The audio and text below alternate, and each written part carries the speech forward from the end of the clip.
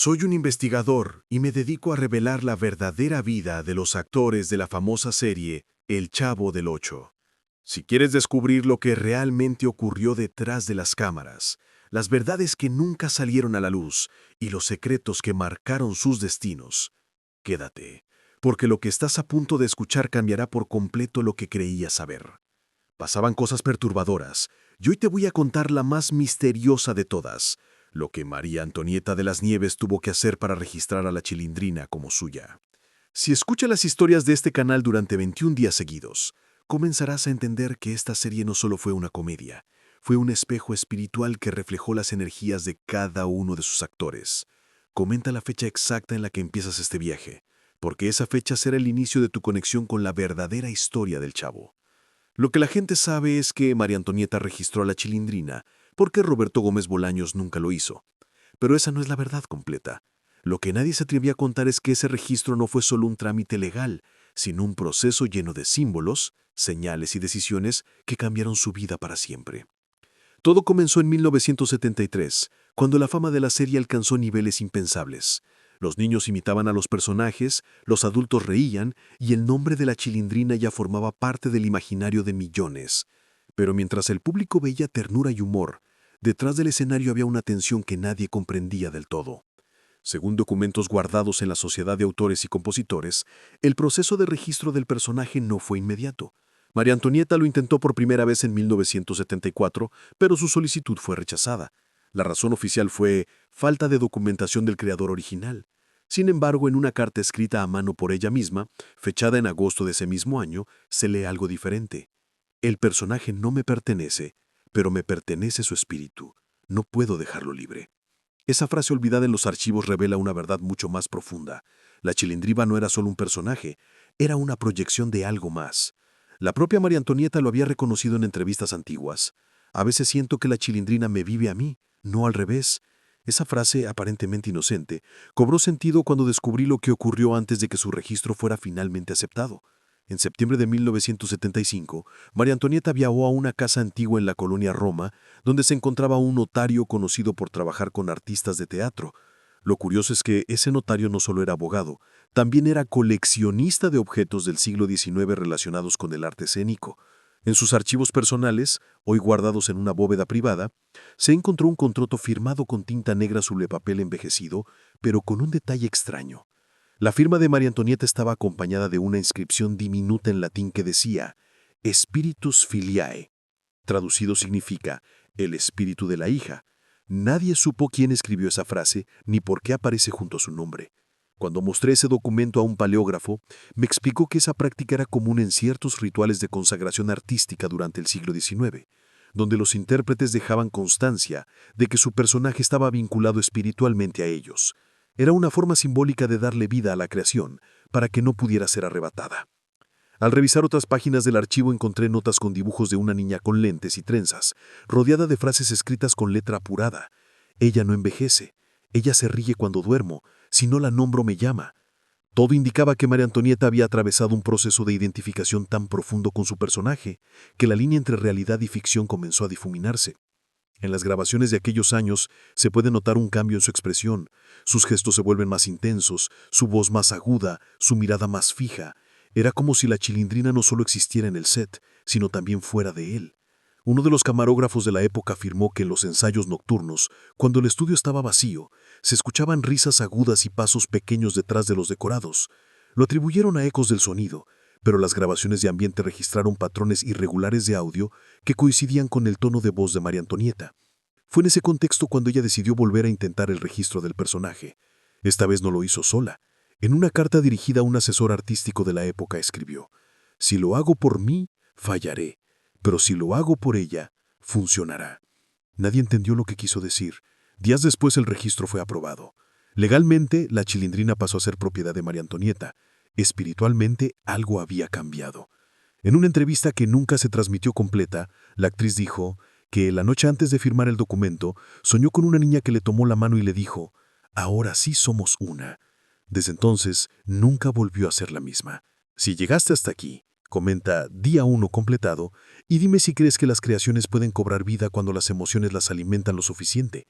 Después del registro oficial algo comenzó a cambiar en el ambiente de los estudios. Los técnicos que trabajaban de noche decían que el set de la vecindad ya no era el mismo. No era miedo, era una sensación de observación constante, como si una presencia diminuta se ocultara entre los decorados.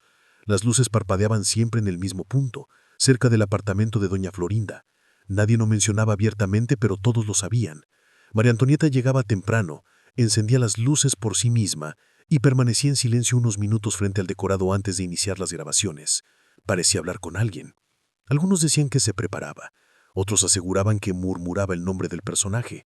Un asistente de producción contó años después que la actriz solía dejar una pequeña silla infantil en una esquina del foro y que siempre colocaba un dulce encima, un caramelo que cambiaba cada día.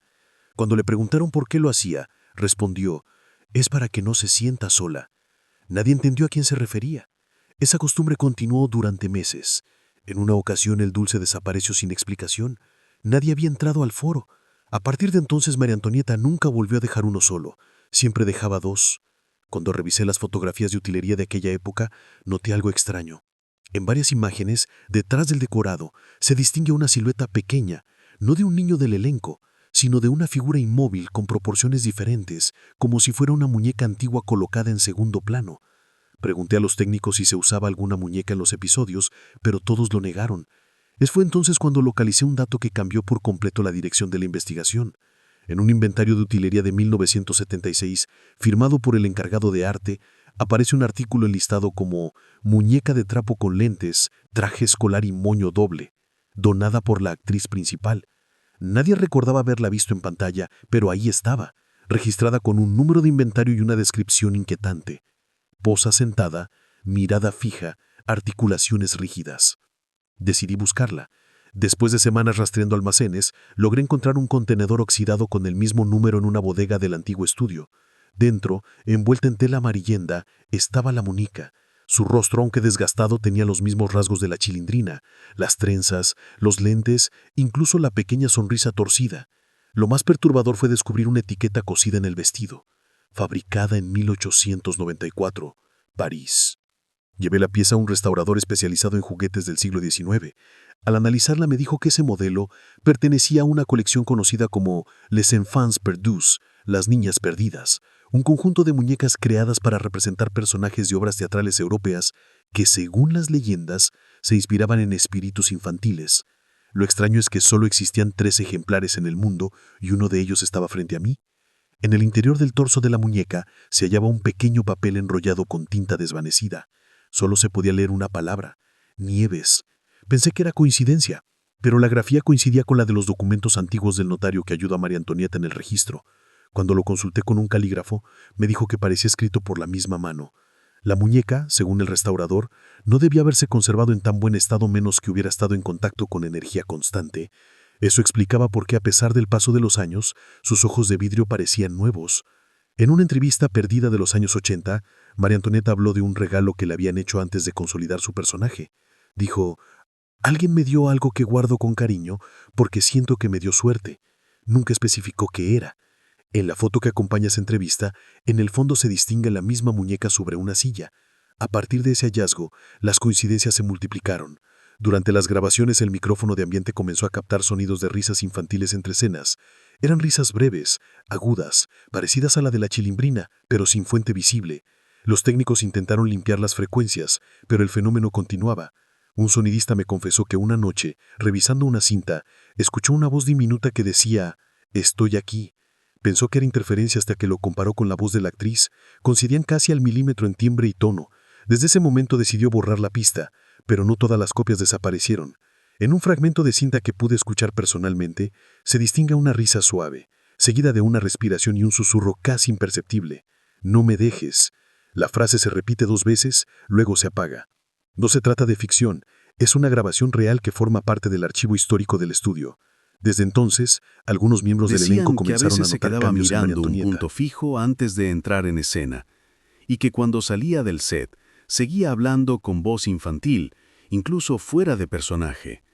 Un actor la escuchó decir: «Ya puedes descansar». Nadie comprendió a quién se dirigía. Si llegaste hasta aquí, comenta «Día 2 completado» Y dime si crees que los personajes pueden adquirir su propia vida cuando son interpretados con tanta entrega que dejan de ser ficción. Porque lo que voy a contarte en el siguiente bloque explicará por qué esa muñeca del siglo XIX no solo existía, sino que estaba relacionada con un antiguo ritual de teatro en el que los intérpretes entregaban parte de su energía a sus creaciones para que perduraran más allá del escenario. Al seguir la pista de la muñeca, descubrí que su historia se remontaba a una tradición teatral casi olvidada. En el siglo XIX, los actores y actrices de compañías itinerantes europeas acostumbraban a crear muñecos que representaban a los personajes que interpretaban con más devoción. No eran simples juguetes, eran réplicas simbólicas usadas en un rito llamado la transposición del alma escénica. El propósito era mantener viva la esencia del personaje incluso cuando la obra terminaba, como una manera de conservar la inspiración. En las bitácoras del Teatro de Montmartre, fechado en 1890, encontré una descripción que heló mi sangre. El actor deposita una hebra de su cabello o una palabra escrita con su puño, y la figura adquiere memoria de su risa, de su voz y de su mirada. Mientras exista la figura, el personaje jamás desaparece. Cuando comparé esos textos con el contrato de registro de la Chilindrina y con la muñeca hallada en los estudios, comprendí que María Antonieta había participado, sin saberlo, en la continuación de un acto ancestral. El notario que la ayudó no solo firmaba contratos, también era descendiente de una familia francesa dedicada al teatro espiritual. En sus archivos personales encontré una nota dirigida a un colega en la que decía: «La actriz mexicana ha sido elegida sin saberlo. Su energía coincide con el arquetipo». Aquella palabra, arquetipo, se repetía en varios documentos relacionados con la muñeca Les Enfants Perdus. Todo parecía indicar que esa figura no fue un regalo casual, sino parte de un antiguo linaje simbólico que conectaba el arte con lo trascendental. María Antonieta, al identificarse profundamente con la Chilindrina, habría reactivado ese vínculo. Su voz aguda, su inocencia fingida y su manera de representar la picardía infantil crearon un eco vibratorio similar al de las actrices europeas que dieron vida a esos personajes eternos. Pero la diferencia fue que ella no lo hizo en un escenario, sino frente a cámaras. En ese sentido, la televisión se convirtió en un nuevo altar. Cada risa grabada, cada palabra pronunciada, quedaba sellada en una cinta magnética que multiplicaba el reflejo. Lo que los antiguos hacían con muñecas de trapo, María Antonieta lo hizo sin querer con su propia imagen. Por eso, aunque han pasado décadas, el personaje sigue vivo, idéntico, inalterable. No envejece porque fue creado bajo un principio simbólico de perpetuidad. Lo más intrigante fue descubrir una carta que la actriz envió a una amiga en 1976, donde escribió: «A veces siento que la Chilindrina me observa cuando no estoy frente al espejo y que su reflejo no siempre coincide con el mío». La frase parecía poética, pero en contexto tenía otro significado. En la teoría del teatro espiritual, el espejo representa la frontera entre el actor y el personaje. Cuando esa frontera se borra, la energía se fusiona. Es el precio de la inmortalidad artística. Por eso el personaje no pertenece a nadie más. No se trata solo de un registro legal, sino de una unión que trasciende lo físico. Entendí entonces que el acto perturbador no fue algo oscuro ni indebido, sino un proceso simbólico de entrega total. María Antonieta no firmó con tinta, firmó con energía. La muñeca actuó como mediadora entre su alma y la esencia de su creación. Revisando más a fondo los archivos del notario, hallé un último documento, fechado el mismo día en que se aprobó el registro del personaje. Era un recibo con una inscripción manuscrita, entregado a su legítima guardiana con el nombre que ella misma pronunció. Esa línea coincidía con el testimonio de un antiguo maquillista que trabajó en la serie. Él contó que, minutos antes de una grabación, escuchó a María Antonieta repetir en voz baja una frase que nunca olvidó: «Yo te nombro mía y tú me guardarás». Nadie entendió el contexto, pero el día siguiente el registro fue oficial. No hay evidencia de que supiera de estos antiguos rituales, pero todo indica que, de manera inconsciente, siguió los mismos pasos de quienes los practicaban siglos atrás. Lo que sí está documentado es que después de aquel día, comenzó a guardar un silencio peculiar antes de cada toma. Cerraba los ojos, respiraba hondo y decía, «Vamos, hija, empieza». No hablaba con nadie del elenco, hablaba con la Chilindrina. En las entrevistas posteriores, cuando le preguntaban cómo lograba sostener el mismo tono infantil después de tantos años, respondía, «No lo pienso, simplemente sale, como si alguien lo hiciera por mí». Lo decía entre risas, pero en sus palabras había una verdad simbólica. Ella había creado una voz que ya no necesitaba esfuerzo para existir porque tenía un espacio propio. Al escuchar grabaciones antiguas de su voz en comparación con las actuales, descubrí que la frecuencia es casi idéntica, sin variaciones de edad. Algo científicamente imposible. Los expertos en audio que consulté no supieron explicarlo. Dijeron que era como si su tono perteneciera a una resonancia fija, una frecuencia de identidad. La misma que, según los registros teatrales del siglo XIX, se lograba cuando el alma del intérprete quedaba atrapada en la vibración de su personaje. Si llegaste hasta aquí, comenta Día 3 completado y dime si crees que los personajes que amamos pueden tener vida propia cuando se les entrega demasiado de uno mismo. Porque lo que te voy a contar en el siguiente bloque revelará lo que ocurrió años después cuando alguien intentó replicar a la Chilindrina y la energía del personaje se negó a responder, como si solo reconociera una voz, la de su creadora. Años después de que María Antonieta de las Nieves registrara oficialmente a la Chilindrina, varias productoras intentaron reproducir el personaje en distintos proyectos. Lo que parecía una simple cuestión de interpretación se convirtió en un fenómeno inexplicable. Ninguna actriz, por más talentosa que fuera, conseguía que el público la aceptara como la verdadera. Cada intento resultaba vacío, sin la chispa, sin el alma. Incluso los niños lo percibían. Era como si algo en la pantalla les dijera que esa risa no era auténtica, que la energía no provenía del mismo lugar. El primer intento registrado ocurrió en 1984, cuando una televisora propuso crear una versión animada del programa. Para ello grabaron voces de distintos intérpretes, pero en todas las pruebas ocurría lo mismo. El sonido se distorsionaba justo cuando intentaban imitar el tono de la Chilindrina. Un ingeniero de sonido que participó en el proyecto contó que los micrófonos emitían una interferencia con forma de ondas irregulares, como un pulso intermitente que aparecía solo en esa voz. Lo más inquietante fue que al reproducirlo en cámara lenta, ese pulso dibujaba un patrón similar al de una risa.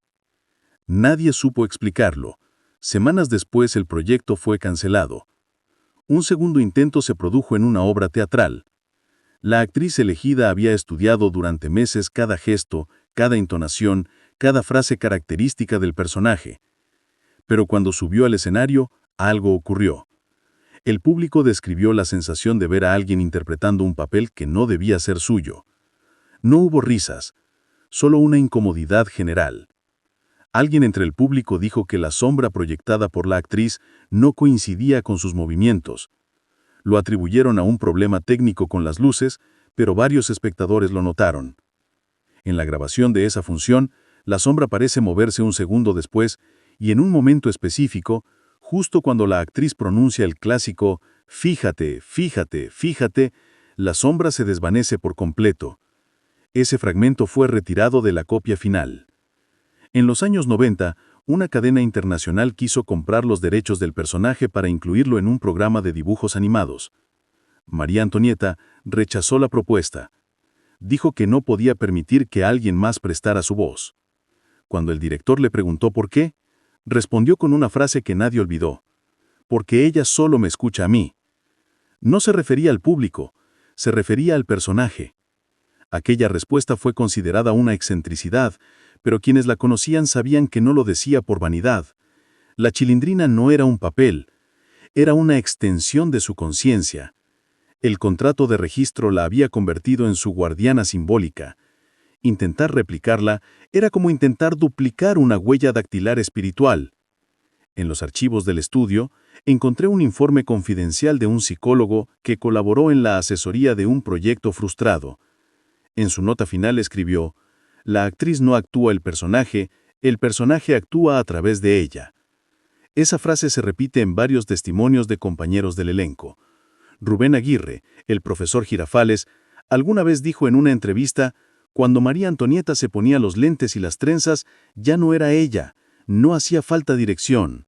Era como si alguien más tomara el control. Lo decía entre risas, pero con respeto. En el lenguaje simbólico del arte escénico, eso se llama incorporación. Es el momento en que la energía del personaje entra por completo en el intérprete. Sin embargo, en el caso de la Chilindrina, esa incorporación parecía tener una permanencia inusual. Una maquillista de Televisa Una maquillista contó que, después de las grabaciones, María Antonieta tardaba más de lo normal en volver a su tono de voz natural. Decía que a veces se quedaba hablando sola, como si siguiera dialogando con una presencia invisible. Nadie lo consideraba extraño, solo parte de su proceso. Hasta que empezaron los episodios de interferencia en las cintas. En varias grabaciones del público se oía una risa fuera de ritmo, idéntica a la del personaje, pero con una diferencia apenas perceptible. Provenía de un punto donde no había micrófonos. En una de esas grabaciones, la actriz se voltea repentinamente y sonríe hacia un rincón vacío, justo antes de continuar su diálogo. Años más tarde, cuando se le preguntó por ese momento, dijo, «Porque sentí que estaba allí». Jamás especificó quién o qué era. Con el tiempo, la actriz comenzó a proteger esa energía como si fuera algo vivo. Dijo que la guardaba con gratitud y que nunca permitiría que alguien más la manipulara. Por eso, cuando los derechos del personaje fueron disputados, ella argumentó que no se trataba solo de una creación intelectual, sino de algo que formaba parte de su esencia. En un documento presentado durante ese proceso, su abogado utilizó una expresión que parecía sacada de un tratado antiguo. El vínculo entre la intérprete y el personaje no es transferible, pues es un alma reflejada. Esa frase lo explica todo. El personaje se convirtió en una forma de inmortalidad, pero también en una prisión simbólica, porque toda energía que no puede replicarse se queda fija en un ciclo de repetición, igual que una nota sostenida que no se apaga. Por eso cuando ves episodios antiguos, hay algo que nunca envejece en la Chilindrina. No es nostalgia, es vibración. En cada mirada, en cada gesto, en cada risa, hay algo que permanece.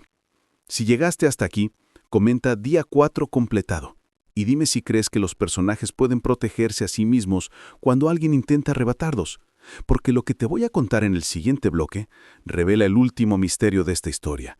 La noche en que María Antonieta intentó grabar su voz para un proyecto nuevo y descubrió que la Chilindrina ya no necesitaba que ella hablara, porque la voz apareció sola, grabada en la cinta antes de que ella pronunciara una palabra. Aquel día María Antonieta llegó al estudio con una serenidad extraña. Había aceptado participar en un proyecto de doblaje, donde, por primera vez en años, grabaría nuevamente la voz de la Chilindrina. Era una producción pequeña, un homenaje, sin cámaras, solo micrófonos. Yo estaba allí como observador, tomando notas para un registro documental. El estudio estaba iluminado por una lámpara vieja, la misma que había acompañado decenas de grabaciones históricas. En el centro, un micrófono Neumann clásico, rodeado de paneles de madera. La actriz se sentó frente a él, ajustó sus lentes, tomó aire y sonrió. El ingeniero le pidió que hiciera una prueba de sonido. Ella asintió y esperó la señal. Pero antes de que pronunciara una sola palabra, la aguja del medidor se movió sola. El micrófono estaba recibiendo audio. El ingeniero levantó la mirada confundido. Pensó que quizá otro canal estaba abierto. Revisó los controles. Todo estaba en orden. Entonces, desde los monitores se escuchó una risa aguda, nítida, cristalina. Era la voz de la Chilindrina. Lo impactante es que María Antonieta aún no había hablado. Todos en la cabina se miraron, pero ella permanecía inmóvil, observando el micrófono con una mezcla de asombro y reconocimiento. La risa se repitió, seguida de una frase corta. «Ya llegué, mamá». Fue tan clara que el ingeniero, temblando, detuvo la cinta. En el silencio posterior, la actriz solo dijo, «Déjala terminar». Volvieron a reproducirla y esta vez, tras la frase, se escuchó una respiración infantil, como si alguien estuviera acomodándose en una silla diminuta. Nadie pudo explicar de dónde provenía ese sonido. Revisaron cada cable, cada canal, cada pista. No había otra fuente. La grabadora registró exactamente 13 segundos de audio antes de que la cinta se detuviera sola. 13 segundos, el mismo número que aparecía en el diario de 1883, en la base del retrato de Florinda del Villar y en los viejos registros teatrales. todo volvía al mismo punto. María Antonieta cerró los ojos y murmuró algo que no alcanzamos a entender. Luego se acercó al micrófono y dijo en voz baja: «Si estás allí, gracias por quedarte». La cinta siguió grabando, pero no se escuchó nada más, ni ruidos ni interferencias, solo el silencio. Cuando revisamos el espectro de audio, el ingeniero descubrió una línea continua, perfecta, sin fluctuaciones. Era una frecuencia exacta, idéntica a la registrada en las antiguas grabaciones de la serie, la misma vibración que había acompañado a la Chilindrina desde su creación. Era como si su voz hubiera conservado intacta en una dimensión paralela, esperando ser escuchada otra vez. Aquella noche guardamos la cinta en una caja de seguridad. María Antonieta la etiquetó con su propia letra: Última conversación. Nadie la volvió a reproducir. Años más tarde, cuando se le preguntó por qué nunca lanzó ese material, respondió con calma: porque ella ya habló. Lo dijo sin miedo, como quien acepta que algo ha cumplido su ciclo. Después de aquella grabación, se retiró de la televisión por un tiempo. Viajó al interior del país y comenzó a dar conferencias sobre la memoria y el arte. Decía que los personajes no son solo invenciones, sino proyecciones del alma, que cuando uno los crea desde el corazón, permanecen vivos, esperando ser recordados. En una entrevista que pocas personas han visto, explicó: «La Chilindrina no me pertenece a mí ni a nadie. Es una niña que nació del cariño, y el cariño no muere, se queda en el aire». Esa frase resume todo. El misterio de la Chilindrina no está en su origen legal, sino en la energía que le dio forma. Por eso cuando intentan imitarla, el resultado siempre suena vacío, porque su voz no se repite, se manifiesta. En la bóveda donde se guarda la cinta de aquella última grabación, hay una nota escrita por el ingeniero que la presenció. No se borra. He intentado grabar encima, y siempre reaparece la misma risa. Es como si la cinta se defendiera. Lo comprobé personalmente. En un ensayo técnico reciente, reprodujimos una copia digitalizada. La risa sigue allí, idéntica, sin pérdida de calidad. No importa cuántas veces la escuches, siempre suena igual, como si acabara de ser grabada. Lo más inquietante es que al final del audio, justo antes del silencio, hay un sonido apenas perceptible, una respiración, y luego una palabra: gracias. No fue la actriz, ella lo confirmó. Era la voz de una niña. Algunos dicen que fue una falla técnica. Otros prefieren pensar que fue un cierre simbólico, una despedida. Yo prefiero creer que fue un agradecimiento real. El personaje que nació del amor, del esfuerzo y del deseo de permanecer, le dio las gracias a quien le dio vida. Y esa grabación, guardada en la oscuridad de un archivo, sigue viva, como una pequeña llama que nunca se apaga. Si llegaste hasta aquí, comenta día 5 completado y escribe si crees que los personajes pueden protegerse a sí mismos cuando alguien intenta arrebatarlos. Porque lo que te voy a contar en el siguiente bloque revela el último misterio de esta historia. La noche en que María Antonieta intentó grabar su voz para un proyecto nuevo y descubrió que la Chilindrina ya no necesitaba que ella hablara, porque la voz apareció sola, grabada en la cinta antes de que ella pronunciara una palabra.